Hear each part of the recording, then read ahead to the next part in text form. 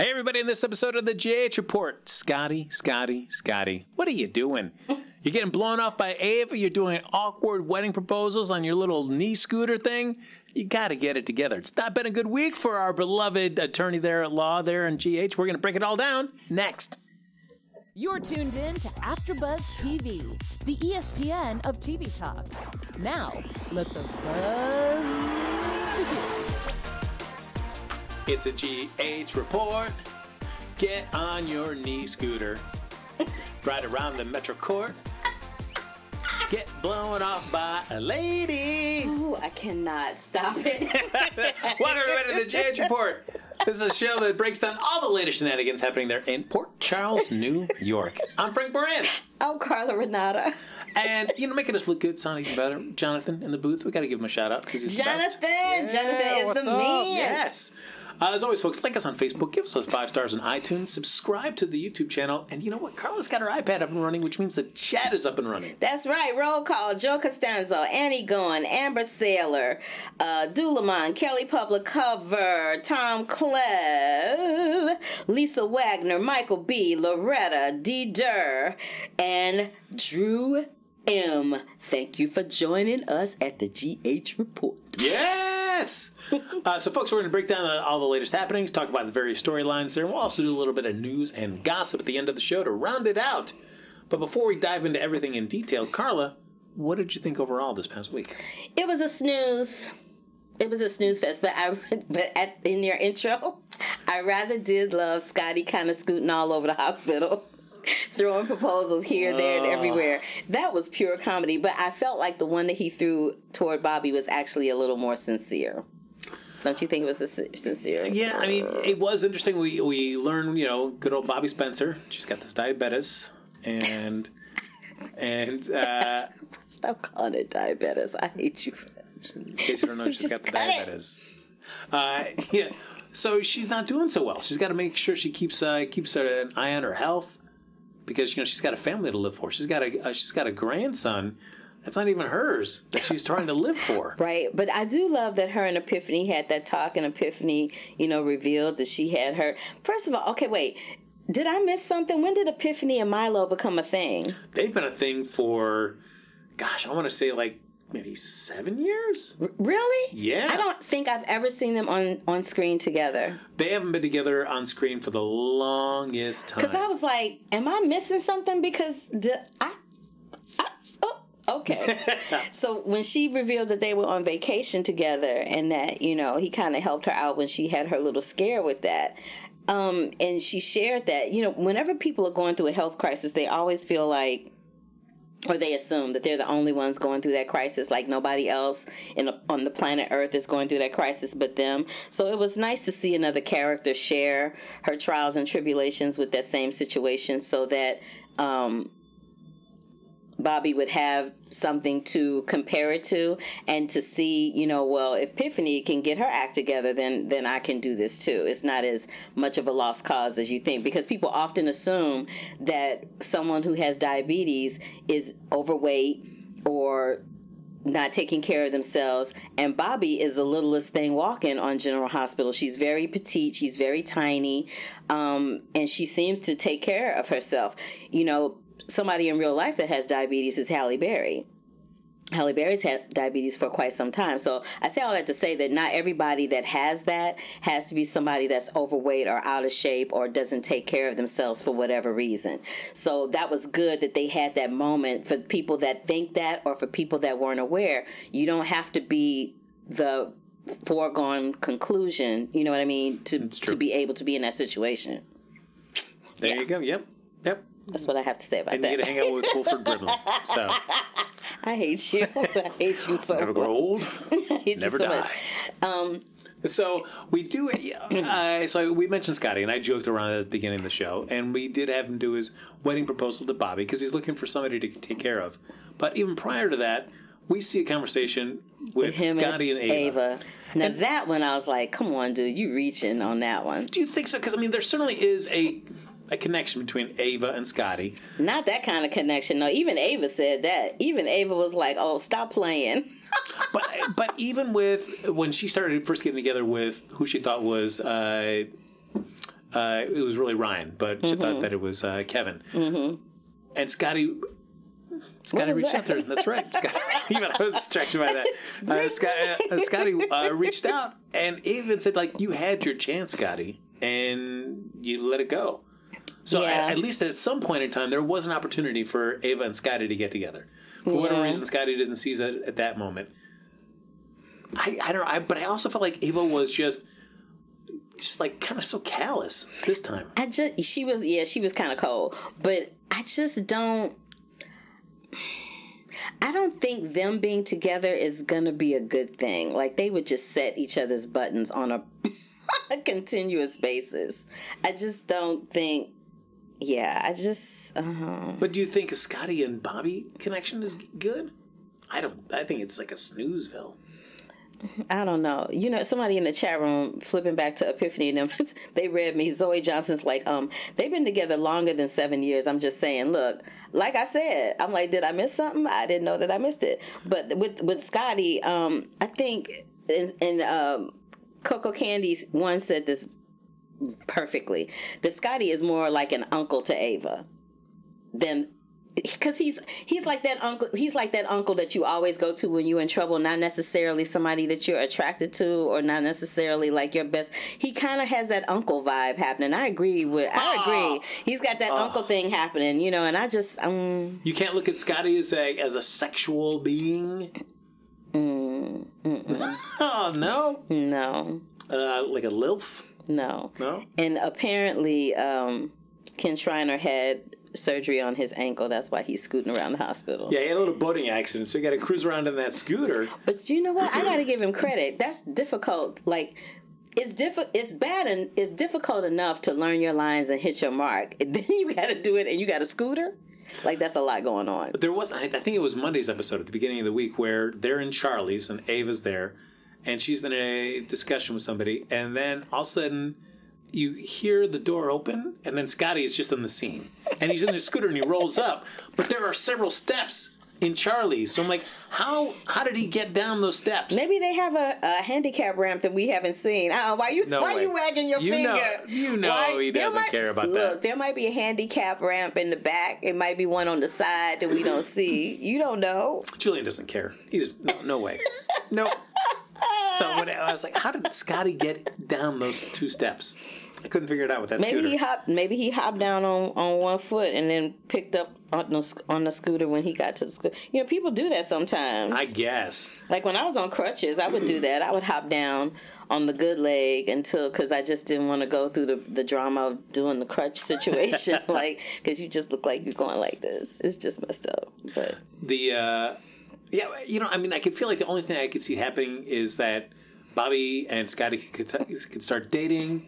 Maybe Ava realizes, oh, wait, I had something great in Scotty. Maybe I should go for it. Well, that's how Ava rolls. You know, whenever she sees somebody with something that she'll turn people away or turn them down or not want to be bothered. And then when she sees them with something else, all of a sudden they're attractive to her. That's what happened with her and Griffin, right? Yeah. Griffin was with her daughter. She didn't want to be bothered with Griffin. Then Griffin hooked up with her daughter. And then all of a sudden she wanted Griffin back because he was with her daughter because she's twisted and she just thinks like that. But yeah, that was actually kind of comical. It kind of made me laugh. It gave me life for the rest of the week. Oh, poor Scotty Baldwin. Come on now. But what also gave me life was seeing my girl Trina pop up. They're starting to give her a little more airtime. Is she regular now? She just got a contract role, so she will be around. I love that. I told you my girlfriend is her mother. It'll be interesting to see how they're going to mix her up in the teen storylines. So, I mean, we've got Dev now, we've got Cameron, we've got Jocelyn, and now we've got Trina. So to see how that does it become like a quadrangle? Do they pair her up? I think what's going to happen is Dev and Joss are going to end up hooking up.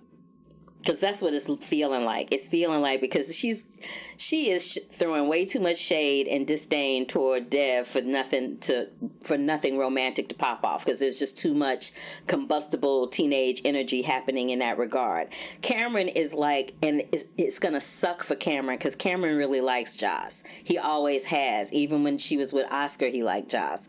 So it's gonna really suck for him when she yet again throws him to the curb for somebody else that because Joss, unlike her mother, seems to be drawn toward people that have drama, that have some kind of, they're in some type of peril. She always seems to be drawn toward those types of guys, and Cameron is not that dude. Well, but I mean, he's also, I mean, he's doing community service. Yeah, but he's not, ain't no gangsters looking for him in another country. You know what I'm saying? He's not in peril.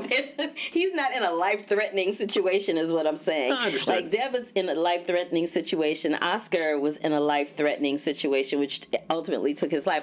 I feel like she's attracted to people that have that kind of drama attached to them, because somehow there's something in her character that makes her want to be the savior, that person that need to want to save somebody or be there for somebody. Like, I don't know what that is, and I think that's the same quality that her father Jax has. Jax is like that. So it makes sense to me that they're writing Joss to be that type of person and not all the way left like Carly, because that would not be interesting if she was just popping off on people all the time. You know what I mean? Yeah. No, that's true. I'll be curious to see, do they, because Trina's already kind of said with Cameron, it's like, no, we're not like that. So right. Whether that stays true or it changes into something else, it's going to change. And then, because you got to have intrigue and conflict. So it's going to change. And then, and only then, is Joss going to pay attention. Because that's how they do on the soaps. Only when somebody else wants somebody, do they want them. I'm like, y'all doing too much. Now, speaking of Dev, we get to see Sonny start to try to work on his plan to be able to set up the idea that Dev is really his cousin. Mm-hmm. So he's got to kind of create an identity for him. Mm-hmm. So he reaches out to Mike's sister, I think. Yeah, one of Mike's family's members. Mm-hmm. And they meet and says, hey, yeah, here's some money, and this will keep coming. If you just say that this is really your grandson. I love that, because when he slid that money over to her, she was like, there's not enough money in this envelope. I'm like, a little greedy, are we? I was like, dang. She shot that down quick, fast, and in a hurry. She's like, yeah, there's not enough. I'm like, oh, well, okay, then. She did a research. She knows, coffee importing, that makes you some good money. I'm like, she's doing too much. Could you ever see yourself saying yes to a proposition like that? No. Because for me, I have to be able to go to sleep at night. I couldn't. And you sleep on that money. I'm not that good of a liar. I'm not. Like, I can tell a few fibs here and there, but I'm not that good of a liar because with that type of lie, you have to remember every lie that you told so that you're consistent in what you're lying about. I can't lie like that. Like, if it's a one-off, I can do that. But if it's a consistent situation where you got to do it over a period of time, yes, I mean, every Sunday you fool the audience and me that you actually enjoy doing the show with me. I can't stand So, I mean, Carla, don't count yourself short here. Oh, dear Frank. You sure know how to bring the chuckles. You are funny to me. I'll be. I mean, because I guess they have to have. The federal government has to come and check on it and make sure all this is on the up and up. Yeah. So he told her that some people are going to come and check it out, and he'll give her the heads up when they're on their way. Hopefully, he'll be able to give her a heads up when they're on their way, because if he can't, that's going to be a problem. And then, just to make sure everything is gets done as smoothly and as efficiently as possible, he reaches out to his man Brick. Stephen A. Smith, everybody. Brick is hilarious, because Brick just kind of sits back and just enjoys all the shenanigans with commentary. Yeah. He just watches it all unfold and just has commentary at the end of it. And it's always the same commentary. I rather enjoyed that. Yeah. No problem. I enjoyed that. I'm like, how many different ways can you say, no problem, I enjoyed that? Because he seems to enjoy quite everything. It's pretty funny. I'm intrigued by Brick, because one, I mean, it's Stephen A. Smith, so it's always interesting seeing a sports journalist and talking head in a soap opera and this role. But just like what Brick's life's like. I mean, he's always wearing a nice nice suit. He's employed by Sonny Corinthos. Do we really care? I don't know if Brick's his Sonny is this Brick's sole employer. I think he works for many other people, don't you think? But I'm just saying, if he working for Sonny, he working for somebody else. Homeboy is making bank. He got multiple streams of income. That's why he always got on a nice suit. He's making it work. But he cracks me up. He's like, I rather enjoyed that. I enjoyed that. I'm like, oh, I can't. It was just funny. It just makes me laugh so hard. But how about this? Let's flip on over to my favorite subject on General Hospital, and y'all all know what that is. Shiloh. Whoop. So, with the lip smack, let me just talk about Shiloh for a second, because Shiloh, you would think after getting his face bashed in, being in the hospital, being in jail, being in handcuffs, all of that would have spooked homeboy to kind of like take a step back and pause for the cause, right? Oh, but no. What does he do? He's all up in Charlie's trying to spook Brad. He's all up in Brad's face and he's staring at poor little Wiley like Charles Manson. I'm like, I need for them to do something about him quick, fast, and in a hurry. You know, that scene was so interesting because it was like, Brad, just keep walking. Why do you stop? Because every time you try to make a move, Shiloh would I would have had the shoulder brush and would have kept it moving, but he kept doing it so that he could, and we realized that he kept stopping him so that he could figure out a way to get that blanket to snag it for DNA purposes. Yeah, but it just maybe like that scene was just bothering me. It was just like, Brad, just keep walking, dude. I need for Shiloh to be done, and I need for Shiloh to be done mostly because I don't want to see Brad freak out one more time. I really feel like they're setting Shiloh up as a murder mystery. Like somebody... You think somebody's going to kill him? I think somebody's going to kill him, and they've set up a wide enough variety of characters that many people would have a stake. It could be anybody. Yeah, everybody would have a reason to want to bump him off. That's true. I'm all for let's see a good old-fashioned one, because I can't see any other way that the Shiloh storyline ends. I mean, what, he finds out that, that Wiley's not his baby's really dead. Want. And it's like, you did not go want. And that's it.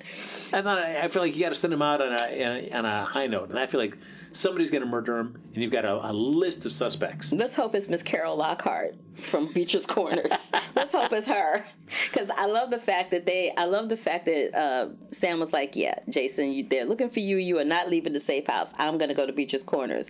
And then she goes, and who's all up in her face? What's his name? Billy. Hey, Billy. Officer Billy, Detective Billy, whatever his title is, Billy, I just want to snatch a knot in his butt, because when he showed up, I love when he showed up at the PCPD and Mac let him have it. Yes. I was like, yes. Mac let him have it, and he thought he was going to intimidate Mac. Mac was like, oh, but no, contraire, you got the wrong one. Yes. I lived for that moment right there. Mac wasn't in that, he was not in that position a good half an hour. And he was just calling folk out. First he called out Chase for bringing him the coffee and the snack. And then he called out Billy. Like, Mac is back. Yeah, the Scorpio brothers ride again. Whew. I know, because we talked a little bit about it last week, and some people mentioned in the chat that Robert Scorpio was going to become the new DA. And they were right. Because we get to see that, and we get to see that great scene with him and Laura, like, oh, you have a law degree. Mm-hmm. It's amazing how you could know somebody for that long and not know something about them. You'd be surprised. You'd be surprised. I know it's hard to fathom in this day and age of internet and social media, but there are some things that people will keep to themselves that you will never know about them. That's true. You know what I'm saying? I have a large wall of taxidermy. Oh, I mentioned that out loud. I hate you. I hate you so much. But I also love that we found out about Robert that not only does he have a law degree, but he has a law degree from Fordham, and that he met the governor at Fordham. Yep. I'm like, what is that? I'm like, when they gave him a backstory, they gave him backstory for your behind. I was like, well, okay then. And on the day that I passed the bar was the day I got accepted into the WSB. I love that. I was living for all of that, because think about it. Over all the years that we've known Robert Scorpio and Max Scorpio on General Hospital, we knew little about their backstory. They just kind of showed up in Port Charles, and we knew that, they were brothers, and that was kind of it. We didn't know that much. We knew some things about them, but we didn't know that. This is a status quo that I know it's only temporary. Well, Roberts isn't. He's the new DA, but Max is temporary. But, I am fine. It's like, I know Mac was police commissioner a long time ago. But he's got nothing going on right now. Let's see him. I'd rather see the Scorpio brothers in those roles for a while. I don't know, Jordan's police commissioner, and I want her to have a storyline, but let's find something else to do with her for a while and not worry about her as a police commissioner. Let's get something else. I wonder what's going to happen with her, because I feel like, I'm like, does she have a contract negotiation coming up or something? Maybe her contract was a short-term contract or something, because it just seems so abrupt and so uncharacteristic for them to put her in that whole kidney storyline and then have her recover and not go back to work. You know what I mean? It just seems really odd to me. And do y'all think that's odd in the chat room? Because I really think that that's odd. I think that's very strange. You know what's not strange, though, Carla? What? Our fans. They're not strange whatsoever. Because they take the time every Sunday to come and join us to talk about General Hospital and these characters and storylines that we love, drive us crazy, get us excited. Folks, thank you so much for watching all the shows that we do here. It's not just this show that we do here. I mean, Carla's got her own empire there on Black Hollywood Live. The Curvy Critic. I do not have an empire. Yes, it's a media conglomerate that she's building before our very eyes. No, I know. But we also do many other shows here, as well as all the other talented people here at AfterBuzz. So thank you for watching our shows and helping us become the ESPN of TV talk. But we're also asking for a little bit of help. So if you have a chance, give us a like and a comment there on the YouTube channel. Give us 5 stars on iTunes when you have a moment. But no matter where you're listening, where you're watching, get involved in the conversation. Leave a comment like all these great people that are doing right now in the chat with Carla. Yes. And let's talk about another subject to just veer away from my boy Shiloh for a second. Now, the last time we saw Scout, we clown Scout here. We clown Scout bad. So they got a new Scout, and can I just say she's adorbs? She's adorbs. They so razzed her. They bumped her per H, and I liked her a lot better. She's adorbs. Yes. She is the cutest little thing ever. Like, I love when Alexis waved at her and she waved back. I was like, okay, this little kid gets it, whatever it is. And I love that she was very engaged with Drew. Like, I'm like, okay, all right. Yeah.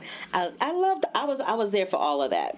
And I really liked, because it's not that often that we get to see Alexis have a scene with Drew. And I was like, oh yeah, at one time they were much closer when everybody thought that he was Jason. Right. So it was nice to see them have a little conversation that didn't have to do with anything about Jason and Drew and Sam. Right. It was just about Drew and his feelings about Oscar. Yeah, and which she dropped a bomb that they have to have a reading of the will. So there's that. And I don't think that's going to be good for Kim, because Kim is losing it slowly but surely. She's just like losing her mind. Bless her heart. No.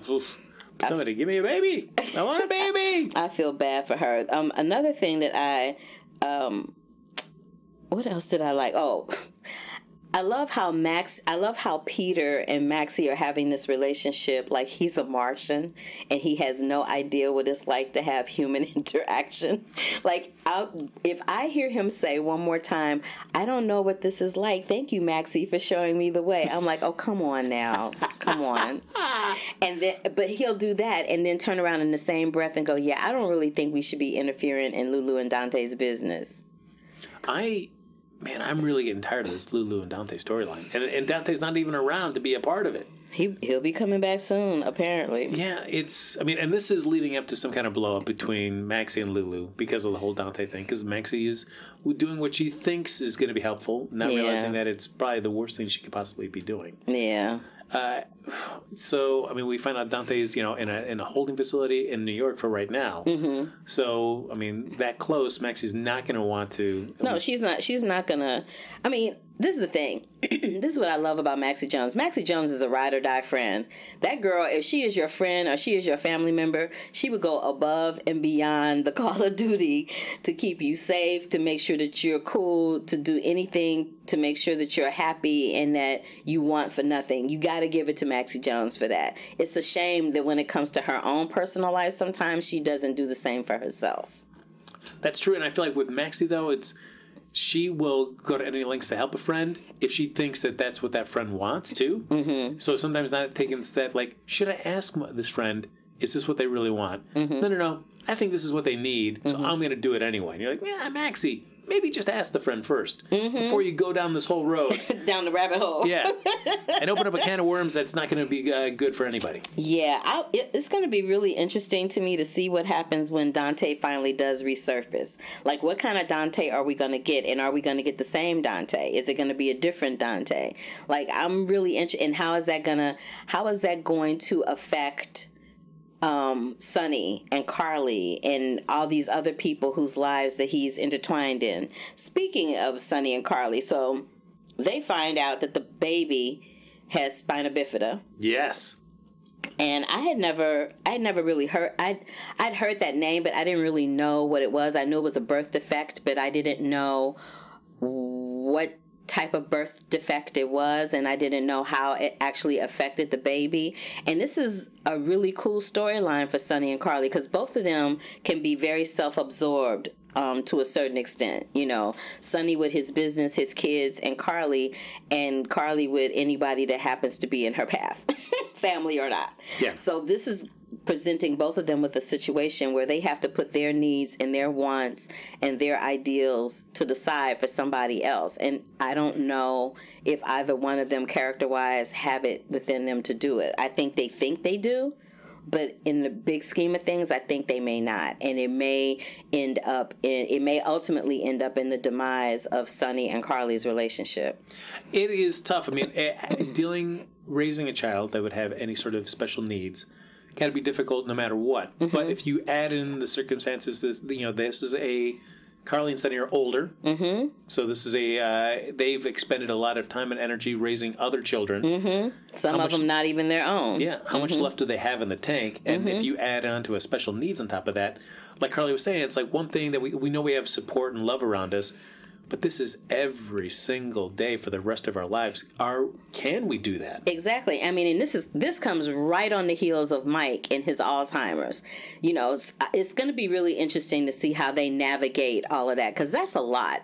That's a lot for any family, to have somebody that's in a home with Alzheimer's that's slowly but surely losing their memory, and then you have a child who may or may not come, because the doctor said that the birth defect could result in a spine issue. It could result in brain damage. Like, it could result in, they won't know to what extent the damage is until the baby's born, unfortunately. And then there's also the risk that the baby might be stillborn. She may not even give birth. You know, all of those things are going to have a profound impact on their relationship, on Sonny and Carly's relationship, because Sonny, I think their pattern, I'm almost positive that they patterned Sonny's character after Michael Corleone from The Godfather.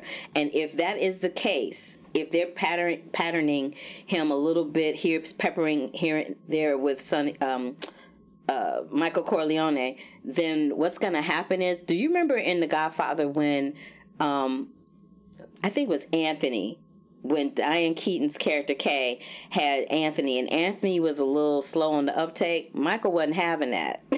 Michael Corleone was not having that, and he kind of treated Anthony like he was a non-entity when they were little, and gave more attention toward his daughter. Then as they got older, he gave the equal amount of attention. So it's going to be really interesting to see how they deal with that, to see if they're going to age the kid up really quickly, if it ends up being a problem with the child when it's born, or if they end up losing the child. And if they end up losing the child, how that's going to affect the relationship too, because that's going to be devastating for a variety of reasons. Yeah, that's very true. I mean, I think these are conversations that many couples find themselves facing every single day. So it's, and for whatever, it's, every couple has to make that choice for what's going to work for them and their situation in their life. And so, every situation and every couple is going to make a different choice on that, which is entirely their right. Yeah. So.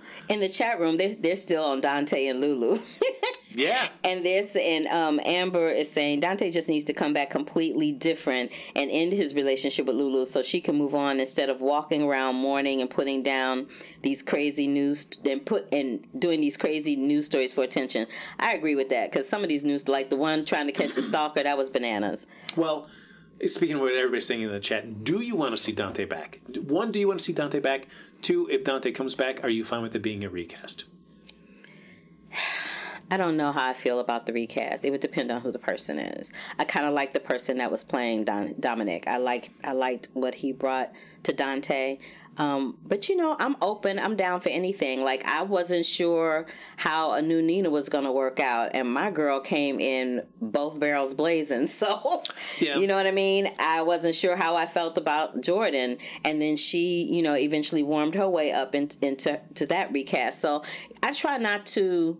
I try really hard not to hold it against somebody if they're coming in taking over a role, because life does go on and people do have other opportunities that they can take advantage of, that might not necessarily be an opportunity that is prevalent and present to them at General Hospital. So I'm all about, moving and growing and that kind of thing. It'll just depend. It would be lovely if Dominic were able to come back, but I think he's doing something else. Isn't he on another soap now or something? I know he's working on a film that I think it may have already wrapped and he's doing festival stuff with it. But if he's on a film, then he can totally come back. But if he's on another show, that's going to be a little tricky. But also, is Dante a character that you need back? Like you could rule out like a Laura, Collins, Spencer, Weber. Like Laura is great to have back. Right. Is Dante a character like that? I think Dante coming back would be really interesting because we have these new women in town, right? So him and Lulu were in trouble. We got Sasha on the scene. We got there's somebody else that's new too. We got the new Valerie on the scene, but she's a lesbian. Maybe. As far as we know. But you have all these different women around. So I think Valerie's his cousin. No, yes. That's Lulu's cousin. Yeah, but they've already flirted around before, they had that, but that's what I'm saying. They had that before. Who's to say they're not going to go back there? You know what I mean? There's possibilities there with Dante. I don't know. That's a good question. Somebody said, I want the Dante recast soon. Dominic has moved on. Time for new blood. Dang, y'all are cold-blooded. I would agree with that because I feel like I would rather, if you're going to do something with Dante, then let's just recast it and just move on. Okay. Because, much as Dominic is great, if he has other things that he wants to pursue, it'd be a shame to kind of hold Lulu up in kind of this limbo. Yeah, she is in limbo. Dolores Leach is saying that Dominic doesn't want to come back, so recasting sounds good. Yeah, it's I'm not so committed to seeing Dante as portrayed by Dominic. And then they're throwing out suggestions. So Dulamon says that Dante should be recast with the guy that played Ford on One Life to Live. We'll see, And somebody says someone needs to come handle Lulu and Maxie because Peter isn't doing real great with that. Child, Peter has a hard enough time managing his own life. How he gonna handle Lulu and Maxie? I'm just saying. That's a whole lot of women, Lulu and Maxie, to be trying to wrangle. That's a lot going on. That scene in the MetroCourt with Lulu, Maxie, and Peter, where Peter's saying like, no, I'm killing the story because I don't want you to be in danger. And for Lulu, just weeks ago, to be like, I don't want to do this story. This story is stupid. And Maxie talking her into it, to now saying, this story is important and it needs to be told. I think that is a writing issue, and I think that is a writing issue circling back to what you just said about her being in limbo. They don't know what to do with her. They don't know what to do with that character. Like, I think they thought they had it all figured out when they sent him off to Turkey and all of that, and had Sonny rescue him with Dev. Like, I think they thought they had it all figured out, and then when he came back, like I said, this is what I know for sure. Sometimes those contract negotiations get in the way because the writing team will start writing down a path, and then somebody will be like, oh, they contract this up, or oh, they got this other job over here, and it throws a wrench into the storyline. So then the writers are kind of left with like, oh, well, we was setting it up for this, so what are we going to do with that? You know what I mean? It's tricky. It's really tricky. I don't know how that's going to play out. I feel like if you're looking at the legacy families, looking at the Spencers, Quartermaines, even the Corinthoses, those characters, there's nobody that's kind of in that mold of like a Luke Spencer. No. That kind of rapscallion kind of guy. No. Like Ethan, for a while, he had it before he left the show. Mm-hmm. But like that was a guy that would kind of want to play the odds and stuff like that. Mm-hmm. But we really haven't had a character like that. And I feel like we miss. It's a shame that the Spencer family, for whatever reason, the show just practically kind of died off, except for Laura. Because we don't have Lulu. Lucky. We have Lucky. We don't have Lucky. We have Lulu. We have the kids, but we very rarely see the kids. And whenever we see Lulu now, it has something to do with this newspaper job, and that's kind of annoying. I hate to say, but it kind of is. I miss seeing somebody that can kind of give us and that. Bobby. That's it. Yeah, I want to see that old like Spencer kind of spark in the younger cast, and I don't see it. Maybe, I don't know. Maybe Jonathan will come back at some point, No, who knows on that one? I know, he's off being a rock star. But And the Webbers only, Michael Paluzzo makes a good point. The Webbers only have one left, and that's Elizabeth. There are no more Webbers except for Elizabeth. Well, there's and the kids. That's it. Yeah, that's true. I mean, we've got Liz's sister, but I mean, she's never coming back into town. We never see her. No, she ain't coming back. No. Wah, wah.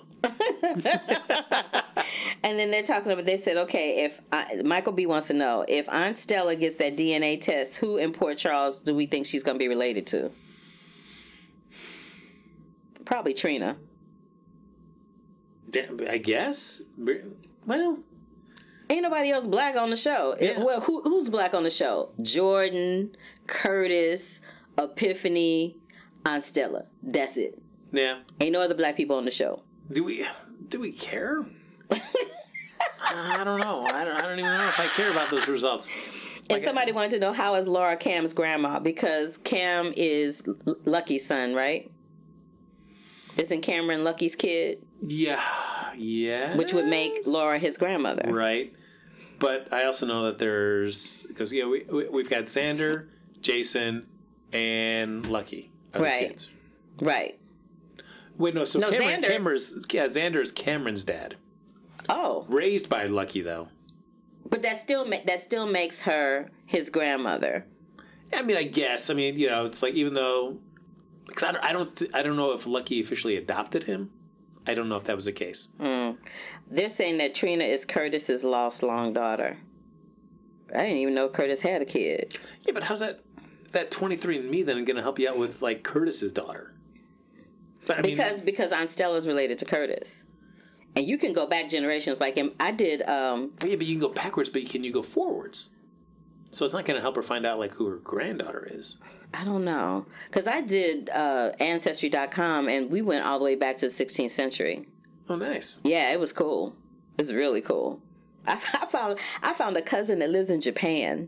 Oh, did you reach out? Yeah, I'm going over there to visit her. Oh, that's awesome. And then a girlfriend, and ironically enough, in the same strange twist of fate, a girlfriend of mine that I went to not high school, grade school with in St. Louis, she reached out to me via Facebook, and she lives in Japan, close to where my cousin lives. Oh, cool. So I'm like, I got 2 people in Japan. I got to go now. That's it. Hey, once you have 2 people, you're set. I got a trip. Hey, yeah. Tokyo, here I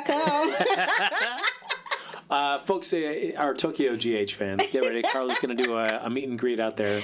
Be able to talk I ain't doing no meet and greet, but I will be there giving me some software. I know that.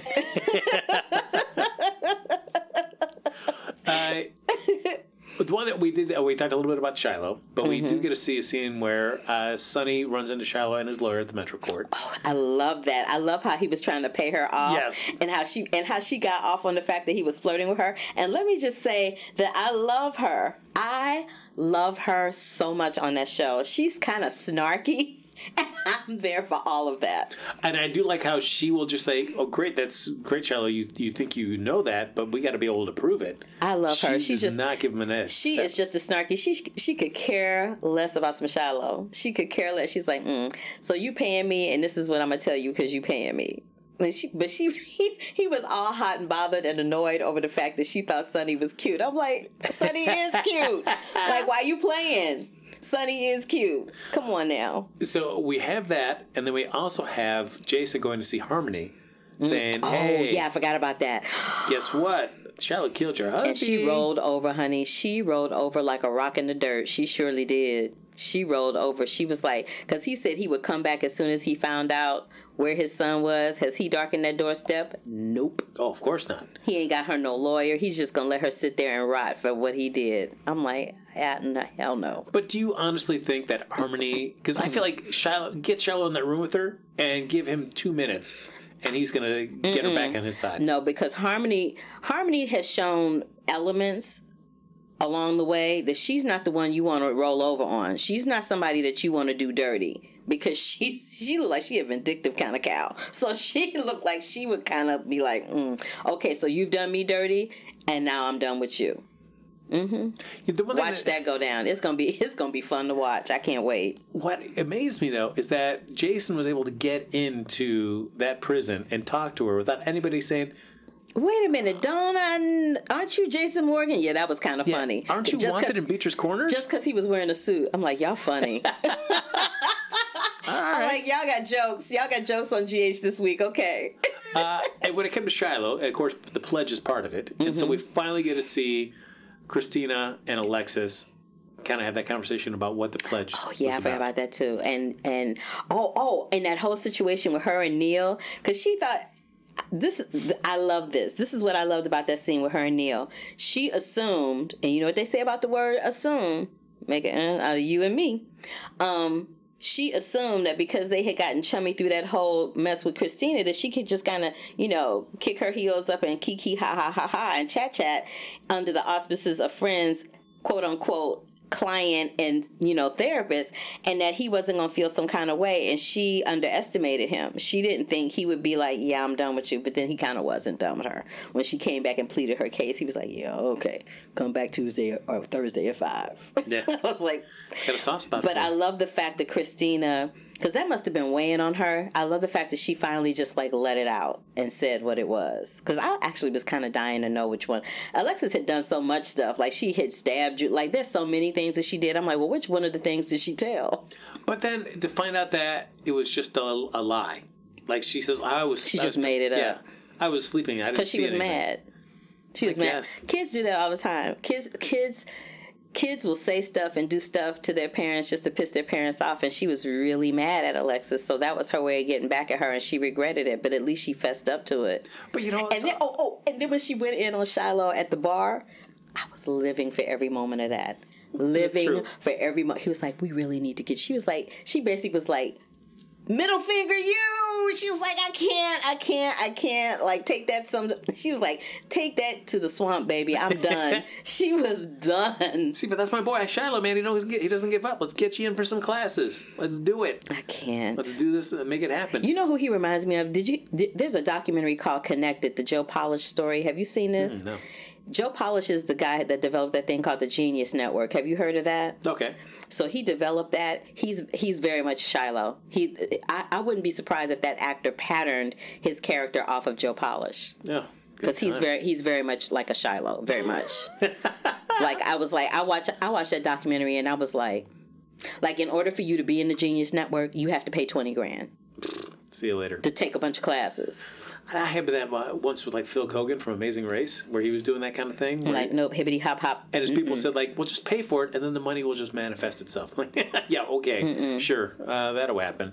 But about the pledges, though, I feel like that was an aspect of that story that was just kind of a bust.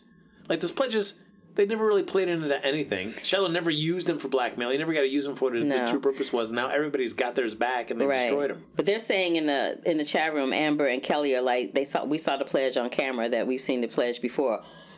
Excuse me, that pledge from Christina to Shiloh. I remember seeing the folder that the pledge was in, but I don't recall seeing the actual pledge. Now, there might have been an episode where they showed the pledge and I might have missed it, but I do recall seeing the folder. I didn't actually see what the pledge was, because I remember when Sam broke into that records room and pulled that folder out. That was the closest that I ever saw to seeing the pledge. So maybe I missed it, but thanks for bringing that up, guys. Appreciate it. I do remember seeing the written pledge. But, but it's back with Christina as well as the recording. So, But it's still up here for Shiloh. You can never forget that information. They said it was blown up on Facebook. I believe y'all. I'm just saying I didn't see it. Okay. I got y'all. We good. So, folks, in our last couple minutes, some quick hot news and gossip. Yay! AfterBuzz TV News. Now, I already know that Carla's already put in her advanced order for this book that's coming out. Maurice Bernard doing an autobiography coming out in April of 2020.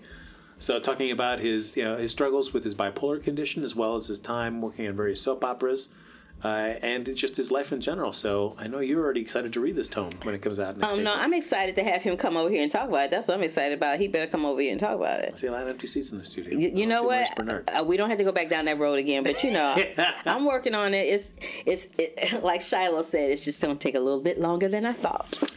We mentioned this news earlier as we talked about this one character, but we do have Sydney Michaela, she has scored a contract role now as Trina, so she'll be sticking around more to get involved more in that teen drama storylines. But as somebody is saying hello to a regular role on GH, there's been some rumors, nothing substantiated, nothing confirmed, that possibly Maura West could be thinking about leaving GH. No. No, that was floating up in the Not Twitterverse. my Ava. So whether that's true or not, would you want to see Maura leave? No, I don't want to see Maura leave. That's my girl. As great as an actress is, but just in terms of the character, is there still a lot left to do with that character? There's nothing left for Ava to do, but they can always look. Not for nothing, but the girl is bad. So, and she made. Not for nothing, but she made me want to watch the show, and I was like sometimes I would watch it, but begrudgingly. But Maura West made me want to watch it on the regular because she just knocks it out of the park every time she's on the screen. Doesn't matter if she has one line or 100. She's so good. Yeah, I would be really upset if she left. So, I mean, we still don't have any news on that yet, but we'll keep our ears and eyes open to see if there's any thing to confirm that or deny it. That makes me sad. Crossed. Ladies and gentlemen, that's where we're going to close the gossip and news bag. There we go, just sealed it right up. And folks, that's going to do it for this episode of the GH Report. As always, like us on Facebook, give us those 5 stars on iTunes, subscribe to the YouTube channel, and thank you everybody for hopping in the chat. Again, we couldn't do the show without you. Yes. I echo everything that Frank said.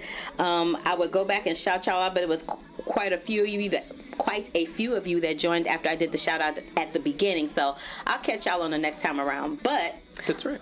Yeah. So, as usual, y'all can always find me here at 6 o'clock with my boy Frank. And before this, I'm over at Black Hollywood Live doing the Curvy Critic with Carla Renata, talking about films and movies and gossip, film news, and all that kind of stuff. And then right after this, in about an hour, you can catch me right back here at AfterBuzz TV doing the after show on American Princess. It's the last one. It's the finale. So y'all, come and join us.